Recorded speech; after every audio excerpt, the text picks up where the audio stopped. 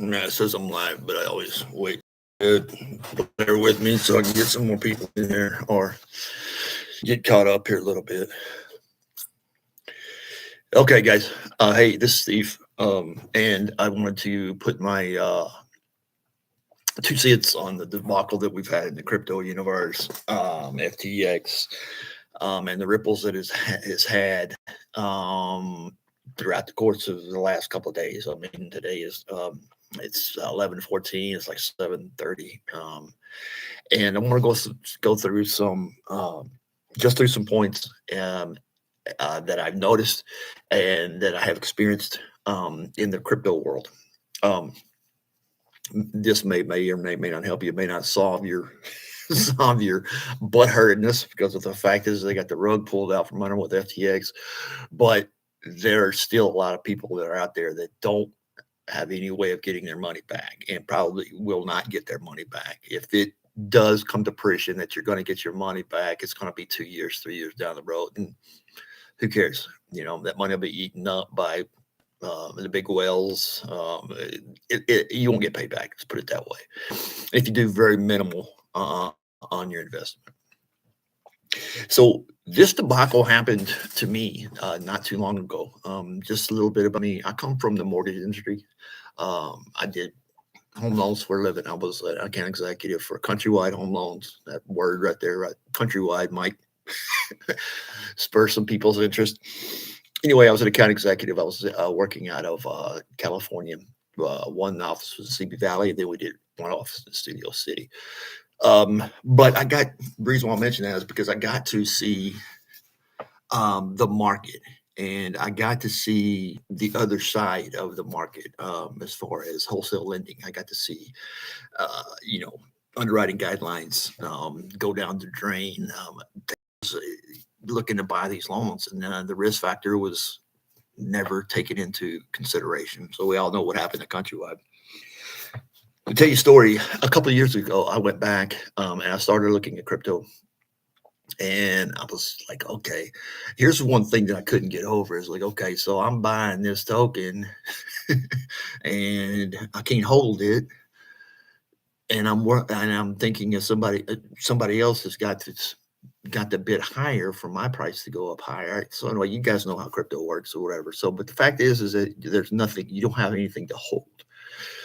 So that was my first issue. But I said, well, let me just try my ass in crypto. Let me see what happens, and let's just see if I can apply some of the methods that I learned in secondary marketing and pricing and those things that I come to fruition whenever what I was doing at Countrywide.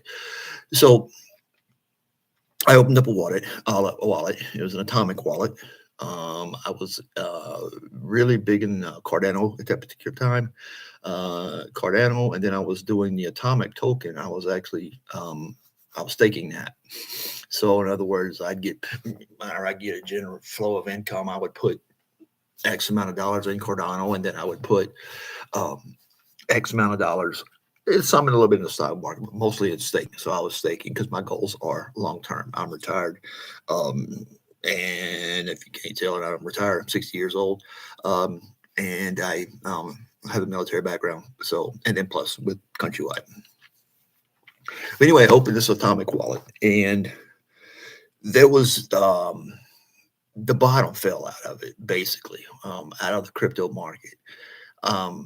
So basically, what happened with Atomic was they stopped trading. You couldn't trade. I had money there in my account, and I wanted to swap it to a more secured account, USDT, Tether, something like that. Of those markets were based on the dollar. They didn't move anywhere. There was no risk. There was no money coming in. But the fact of the matter is, you saved your crypto and your exchange until it came to the point to where you couldn't sell it. And then next thing you know, you're getting wiped out. You can't do anything. It just sucks. You just sit here and watch your money go out the freaking window, because the fact is that the exchange is down, and you can't, if one exchange is down, you can't try to go to another exchange and transfer your crypto. And you guys see how it gets right now, how hard it is just to to validate you or your funds. Said that wrong, but anyway, it's hard for you to keep up with your money whenever they got the keys to the vault. So that was my experience with Atomic, and I took a step back and I was thinking about crypto. I was thinking about it, and then I started keeping up with the market. I started reading up on things. I started doing my own research. And listening to a grain of salt with people that are actually coming on YouTube and actually saying, well, you should do this, whatever. I laugh today at the people that I see, and I pretty much trade daily. Or if I'm not trading daily, then I'm actually looking at the market, looking at what to invest in. You guys have your own repertoire, but anyway, that's generally mine or whatever. So I'm trading only about 4 hours a day, based on what I had worked out the night before. So, but anyway, what I was talking about? Oh, so with you going into crypto, you have to look at all the angles, and I failed to do so. I did not put enough weight on cold storage. I did not put as much weight as being able to control my money in the exchange. And I didn't think about what happened if the exchange just froze up and there was no money and you couldn't get to your money and those like that. And then people had to run on the bank, or things of this. And it's like, there's too many things that you can't control. But like everyone else, I trusted and I looked up exchanges. And I went with FTX. Let me tell you why I went with FTX. It was no brilliant idea, something I concocted on my whiteboard up here, or nothing like that. What it was, the fact is that I was trying to go to exchange, and it was freaking harder than hell to sign up for an exchange. Let me tell you what I had to go through, and I'm sure you guys have gone through this. Maybe you guys don't have a problem with it, but here's where I have the problem. In order to be approved for an exchange, you have to provide identification, your driver's license, your bank statement. You got to provide a photo. You've got to find. They make you disclose your social security number, your home phone number. They they know more about you than what you really want to know your bank to know. All I want to know is that, look, are you open for business? I'm pausing my money in here. I'm going to move it where I want to move it. Take your profits. I don't care. But then they got greedy. So I should have learned my lesson on the first Atomic. I should have learned with that first exchange that I went through with Atomic. And it was brutal. I was going through, I think I said like 2 or 3 hours a couple of years ago, just online for 3-4 days, just trying to retrieve my money back, or just try to trade something, or try to whatever with Atomic. And they were down. They went down for like 72 hours. So if you had your money on Atomic, which is not really a big hitter as far as crypto world, but anyway, it's basically this, is that they have made it so difficult for individuals to actually just qualify for the exchange. I sent to Gemini, crypto.com, of course, FTX, and others. And I would pick out an exchange. I'd go to the exchange, sign up. I'd sign up. They'd say, okay, we need your picture. We need your picture of your front and back of your driver's license. We need your bank statements. We need to have, I need to have your picture. You need to turn to the right. You turn to the left. Everything, do the hokey pokey to get information out of me that I really don't want to share, especially in the crypto world. Now, if you don't know it or not, I mean, everybody has glassed over it, but crypto is mainly used right now for money laundering, for setting up shell accounts, and basically setting up businesses, or promoting businesses that haven't been tried or true, or just never been thought about. I looked at all of the tokens and all the stuff you could buy on, and it's like I'm looking at half of this crap. It's half of the shit. Who would invest in some of this shit? So it's like, and I read what they're about, and it's all about one thing. It's about how fast they can you can make a transaction with them, how simple it is, got great customer service, great whatever. There is none of that involved in crypto. If you don't believe me, try to find a number to call your exchange and have them call you back. Have them try to look up any information. They won't even call you back. You can't even get a live number. You have to deal with email. So that puts a crimp into crypto, because the fact is that even though you may be the most knowledgeable person in the world, on an exchange, there may be a question. There may be something going wrong. There's something, and it's like you can't fix it yourself. You have to let these people know, look, you gotta start trading again. But that didn't happen. So that was my experience with Atomic. And like I said, I mean, the amount of stuff that you have to prove as an investor to or a person who just wants to buy some crypto, God dang, it's like you want your second born or some shit. It's like, and that was supposed to weed out the bad apples. It was supposed to weed out the money launderers, the shell companies. It was supposed to end all this, whatever, because of the fact that we had an encryption key. We had, we set up with an exchange, blah blah blah, and to find out this, you know what? It's not really coming from it's not really coming from the people who are laundering money or those things that are doing some things that are illegal online. It's like there's no repercussion, because the fact is that people who own these places are the ones who make money, not you. 3 out of 4 people who invest in crypto don't make any money. 3 out of 4 people who invest in crypto take it as for a value for what it's worth. Oh, it's on my computer. I can go to exchange. I can change. Hey, cool, until something bad happens. And then you can't trade. I think some of you have gone through this the last 72 hours to where you're like, shit, can I trade? Just can I get rid of this shit? Meanwhile, the balance is going down and down and down and down and down. There's nothing you can do. So we're going to call for more regulation. Now, that's good and bad. 2 ways to look at it. Number one, it's bad because the fact is that we have to go to certain lengths to keep people following the law, following the rules. And we have people out here looking to scam the system. There's more people out looking to scam the system than they are actually investing. And all it takes is one mistake from you, and boom, your money's gone. I mean, gone where you can't get it back. And it was you didn't really do anything. You just bought it.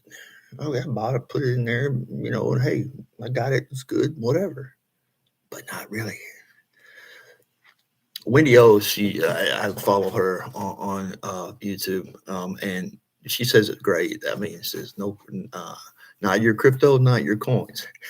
And I never heard that before. But anyway, it's right. It's not my crypto. I'm not holding it. Somebody else is holding it for me. So 9 out of 10 is yours. I mean, so 9/10 of the law. I mean, the 9/10 rule comes into fact where, you know what, hey, if you ain't got it, then and somebody else is holding it for you, then you're really relying on them to actually transact or make these transactions in a timely fashion. Now, this is not something that I'm making up. This is something that the freaking crypto exchanges make up. They brag how fast they are. They brag how easy it is to get it, how easy it is to get bullshit. You have to pay to play, and you have to pay, and you will pay, because the fact is that we can't read this market is new. You can't read the market, because the fact is that there's too many factors that affect it. Number one is like you got the stock market. Stock market's been down for the last week, and we're waiting on that to crash. Interest rates hikes are coming up. We're going to have another 0.5 point interest rate hike, and it's probably going to come next week or probably next week. I'm not really sure when they're going to come out with numbers, but anyway, they already said they're going to raise it 0.5 point. So traditionally, crypto is supposed to be a backstop for monetary policy. So in other words, it was supposed to be a backup of the dollar. So in other words, if the dollar was crashing or there was something about the dollar that you couldn't get then you could actually buy crypto with it and it'd be safe and secure. That's not the case if you deal with an exchange that's online. Now I did like a lot of people told Wendy O's. I listened to her. She was a big proponent today of cold storage wallets. I haven't heard of anybody saying those in the last 6 months.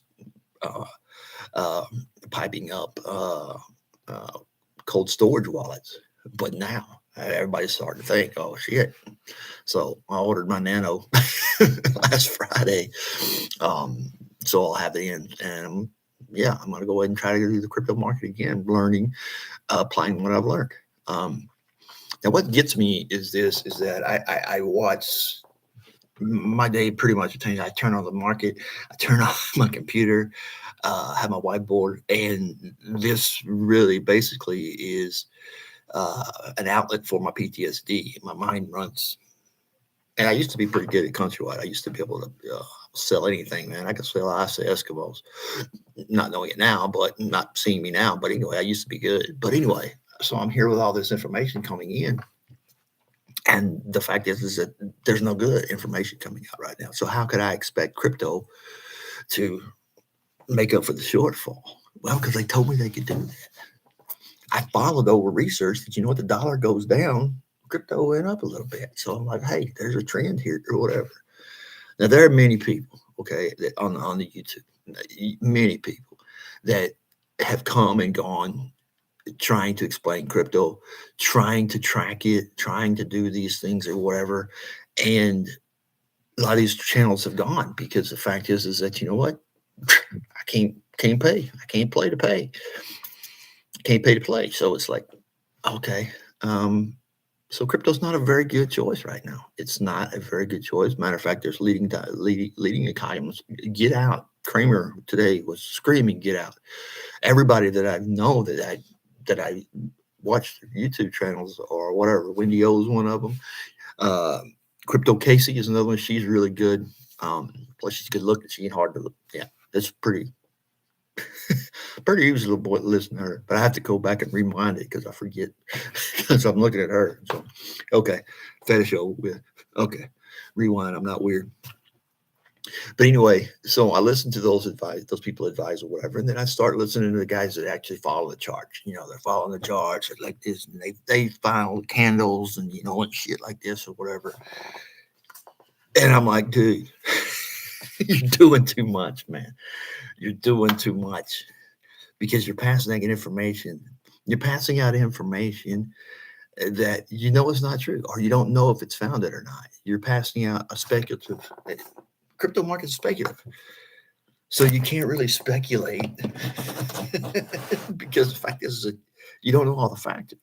You don't know all the factors from FTX, how much money he was putting away, how much Alameda actually came into the play because, in case you didn't know, FTX was funding Alameda, who was buying FTT. FTT was the token for FTX. We started to see them. We started, if you would have looked at it, you would have started seeing some kind of bubble that was going on in FTT, but nobody paid attention to FTT. Seeing some kind of little bubble going on or whatever, but you didn't really pay attention to it because the fact is, you know what? It's bad time in the market right now. I mean, I think crypto's going around 16 right now, 16 and a half. I think Ethereum right now, if I'm kind of like update, is like 1,244. So they've actually kind of maintained, even though there has been a dip. Um, um, and when I was in before all my money got taken away, I was making pretty good returns on crypto and Ethereum. I had, um, yeah, I was making good returns. I wasn't making great. I wasn't breaking down doors, but every day I was making some kind of profit. I was making some kind of profit, saving my profit, putting it back into, putting it back into the market. I didn't have any way of staking at that time, or I didn't know if I wanted to stake it. I'm glad that I didn't. But anyway, all this calls down to is FTX was running a scam using Alameda to to bump up the stock, and come to find out, when we end up with it, FTX owned a major major amount of FTT because Alameda bought it. So in other words, it's like this: you pay your money in, and they've got an exchange right here, and there's $1 million in here like this. I know many of you guys are just like, oh, I already know this, whatever. But anyway, there's your money here. You put your money into there, and then you're supposed to be able to take it out to move and manipulate to wherever you can actually make a little bit of profit. That's what day trading is all about: is going through, working at numbers, making trades throughout the day, to benefit you, or to hide, or to get away from a bad situation. But that's not what the exchanges are doing. Here's exactly what the exchanges are doing: is that they entice you in. Of course, you got to play. You got to go through 15. I don't know if they want me to send a DNA test. Is that what you fucking want? I mean, god dang. Excuse my language. But anyway, so there's amount of money. It's your money. They got a problem because they can't trade it. Takes away your money, or takes away your availability to have your money. In other words, you're not in control of your money, which at the first we should have known whenever we go into these online platforms, that there's risk involved or whatever, but the risk doesn't involve the fact is that the exchange fails when the entire exchange. So that puts a new wrinkle in the whole thing, because the fact is that now you not only have to choose the right Bitcoin and keep track of it, to make your purchases or to do your investments, but the fact of the matter is that now you got to consider the exchange. Exchange, if it ain't worth a damn, then guess what? That money you put in there ain't worth a damn either. So I'm going to cold storage. I think everybody that's been in the crypto world for a while, who's actually knows about cold wallets or has actually looked into them, it's like, no, it's just too much bullshit. It's all it is. I got to keep track of this or whatever. Well, I'd rather do that than lose fucking money.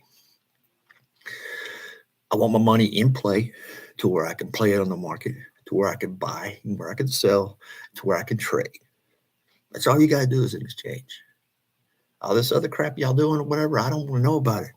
And don't let it affect my bottom numbers, my bottom line. Don't let it. But that has been what's happened. Now we don't know. We don't know the impact of this moving forward. Come to find out, and we're still following the story, so bear with me. But there's rumors going around. There's one rumor that's going around that the FTC had, that FTX had relationships with people in SEC, Security Exchange Commission, and they were working some kind of deal or whatever.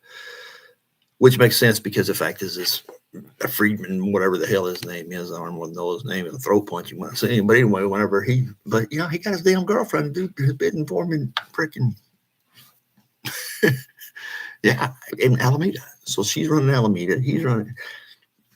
And then when Binance went and looked at their books, they're like, oh hell no. Like, hell no, what are you doing here? So it was insolvable. There was no way you were going to get an investor with those books that they had cooked to take over FTX, even though how big it is. There's nobody going to go in and bail out that. There's too many toxic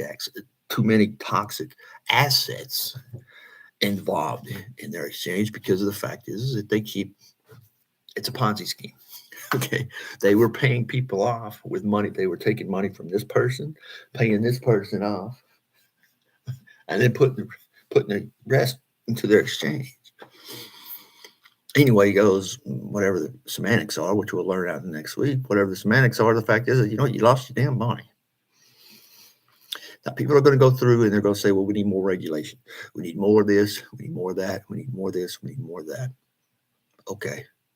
Well, at some point in time, this regulation that they're going to put into crypto and to the crypto markets is going to be to where, just like you go into a bank, and banking rules will apply They will take that BTC, Bitcoin, Ethereum, all those, everything that you see out there, actually out there available to buy. You're going to see an impact on that, because the fact is that now they got regulators that are actually coming in their office regulating what the hell they're doing, oversight. So how many companies are going to actually pass this oversight? Or how many more companies are going to fail? Today, we've got a lot of individuals who have stopped trading, or I'm sorry, exchanges that have stopped trading.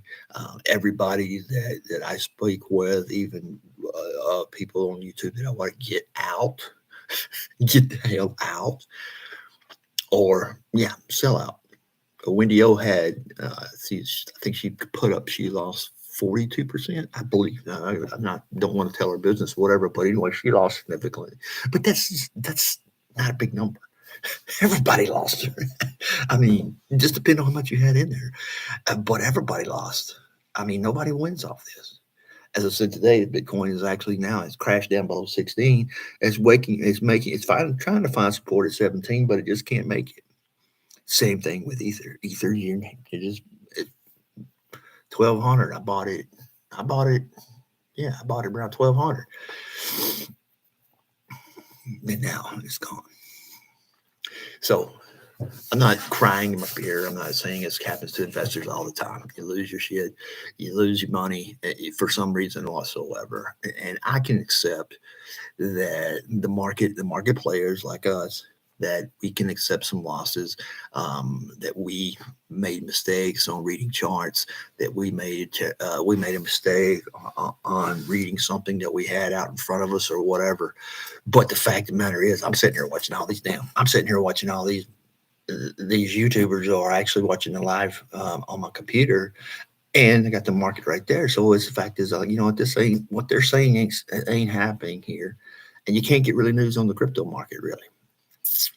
CNBC, I watch religiously, and I can't get a hold on Bitcoin right now. I don't know which way it's going to go. I don't know if it's going to be viable, or do we have to go through a period of time to where nothing happens, to where we can see it's a viable option as far as investing money.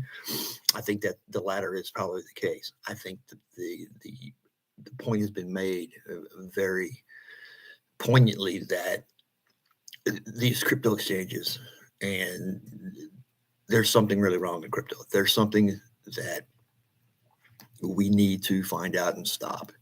Now, in 2008, during the market crash, in 2008, the market crash. Sorry, it's my somebody probably trying to call and tell me I lost another $100. But anyway, in 2008, they had a big problem. And everybody, if you don't remember the crash, I was young, dumb, stupid in the crash. And I got out of the mortgage business in 2004. I went to Afghanistan, and I went to training and went to Afghanistan. And so I was away fighting a war, and then I come back home and I hear about this crypto or whatever. And I don't hear about crypto then. I'm just talking about watching the carnage in 2008 and just the mortgage meltdown and how it melted down. I mean, I was all thinking that I was going to go fight in Afghanistan, do my due over there, 4 years, come back and go to work back for Countrywide. And that was a plan, but it didn't happen out that way, because the fact is, when I got back, Countrywide was insolvent. They had I don't think they filed for bankruptcy, but the fact is that they were under the gun. They were, anyway, that whole nightmare of mortgage lenders, of banks, Lehman, freaking Chase. Lehman. All that happened or whatever, and every bank stock or every bank took a hit. I mean, they were laying off people left and right. And then how does that mean to you? Well, laying off people, well, guess what? Now they can't afford their house. Now they can't. And that's what happened during the 2008 series. Now, during the flash crash of 2010, we didn't really have any indicators that was going to happen. And it only happened for a few minutes. But it's something triggered off in the stock market. And who knows, maybe it's manipulated. At this point, I'm looking at crypto like it is. Every coin that we have out there is compromised in some way, shape, form, or fashion, or can be compromised in some shape, form, or fashion. You got too much money all around the world. You got too many people with their hands in it. You got exchanges on there that are not honest, and you got Bitcoin owners and you got people running these Bitcoin agencies that you know what they're not really all there. They're kind of crooked. I kind of put it like this: I couldn't make it into the banking industry, so they came in here and looked for crypto for an easy fix, for an easy dollar. But it's getting more difficult, and it's going to get more difficult because, like I said, all the crap you got to go do to qualify just to be able to trade on their platform. It's like, yeah. And then when you get on a traded platform, then you can't be guaranteed that it's going to work all the time, that you're going to be able to trade. You're not going to be able to trade. You're not going to be, the stock market is very pretty simple. It's like, you know what days they're going to be off. You know what days are running. You can predict on that. And you can make that day that I can make changes. I can make my swaps or whatever. I don't need my swaps or I don't need my sales. My purchase is delayed. I don't need that. It's like I go to the store and I buy a gallon of milk.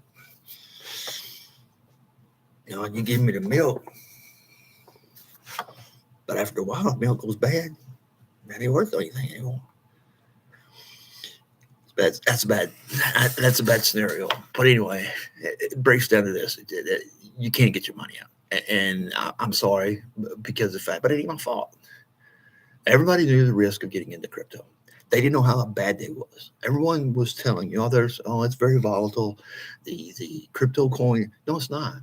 The crypto coin is not volatile. What's volatile and what's crooked is exchanges and all of these owners of crypto, the whales that they're manipulating the market,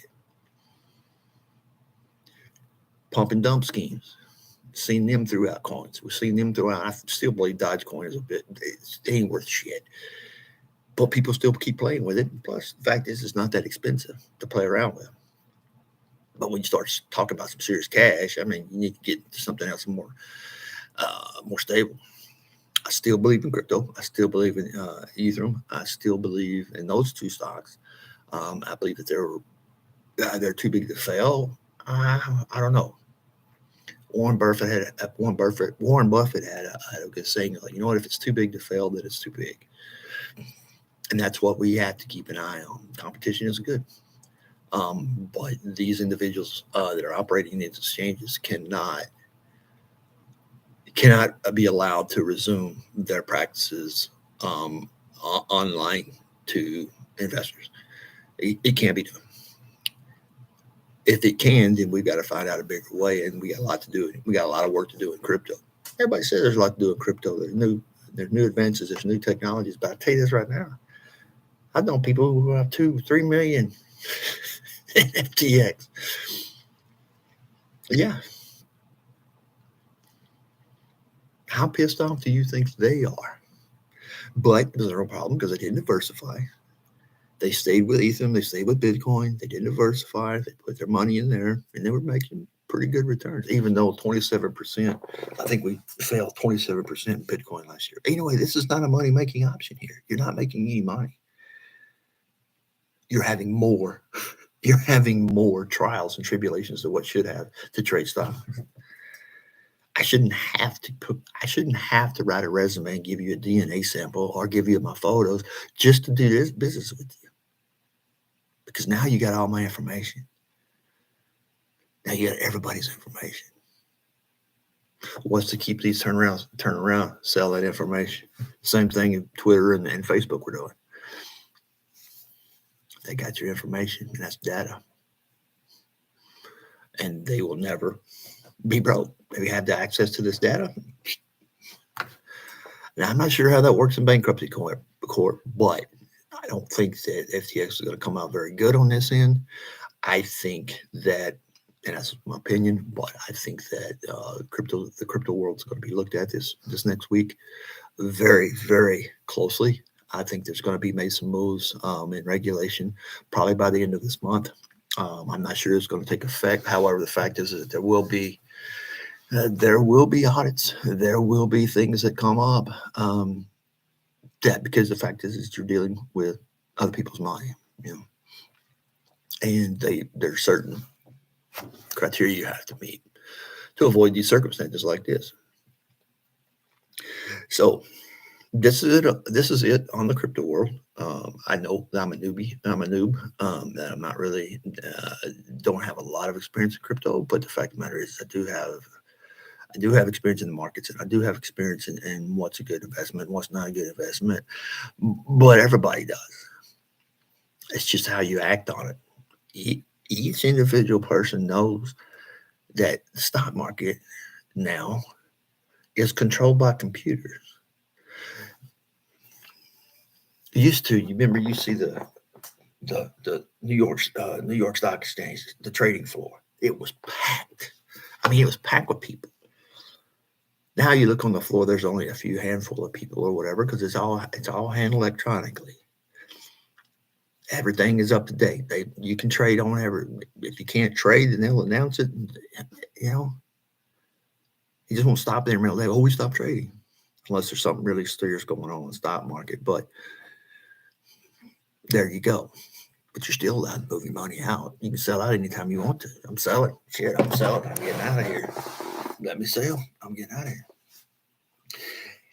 By exchanges cutting down your ability to buy, sell, and trade, okay, and hoard your money and use your money for different purposes, that's fine.